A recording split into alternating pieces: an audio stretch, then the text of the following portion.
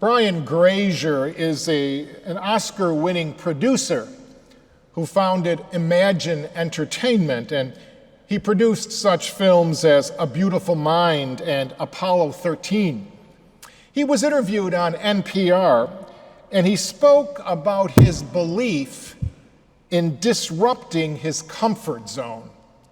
He said, "They say that life is tough enough, but I guess I like to make things difficult on myself because I do that all the time, every day, and on purpose. That's because I believe in disrupting my comfort zone." He went on to say that then he would contact people that he knew would not necessarily agree with him, but people who would shake him up, teach him something, challenge his ideas about himself and about the world. He would call experts in all kinds of fields around the country and the world. He'd call trial lawyers and neurosurgeons and CIA agents and embryologists and police chiefs. He even called presidents.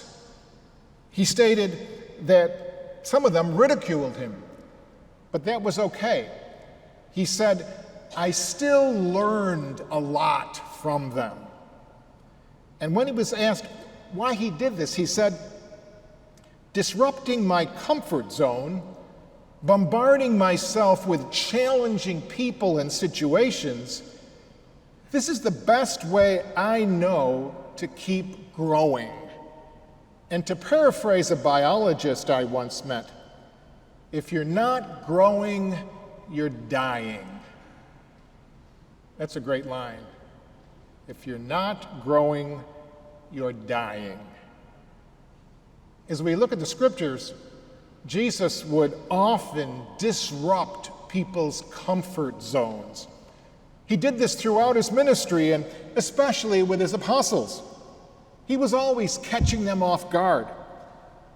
Even in this gospel I just read, he shocked them when he wouldn't dismiss the crowds. We hear him saying that my heart was moved with pity for these people who were starving. And he insisted to the apostles, we can feed them.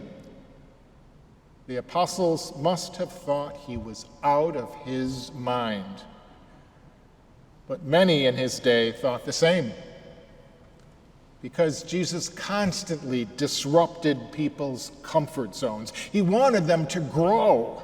He wanted them to look at things differently. He wanted them to see with new eyes. There's a great phrase that's often said about Jesus, that he came to comfort the afflicted and to afflict the comfortable. He did it well, and they crucified him. You see, the message of Jesus throughout the scriptures has always been about change and transformation. He brought a lot of chaos to the world of his time. He challenged the old order, and he struggled to bring in a new order, a new way of being in relationship with God and with one another. His message was an invitation to the people of his day to listen at a deeper level and to go to a new place. I believe that's the message for us today.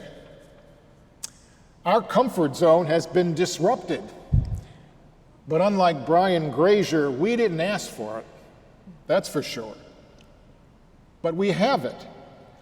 And each one of us has to ask ourselves if we're ready to learn the lessons of this very uncomfortable time in history.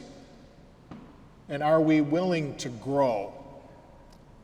Isaiah, in that first reading, tells us who are thirsty not to spend our money on what is not bread, that which does not give life. Don't invest in that which does not give life.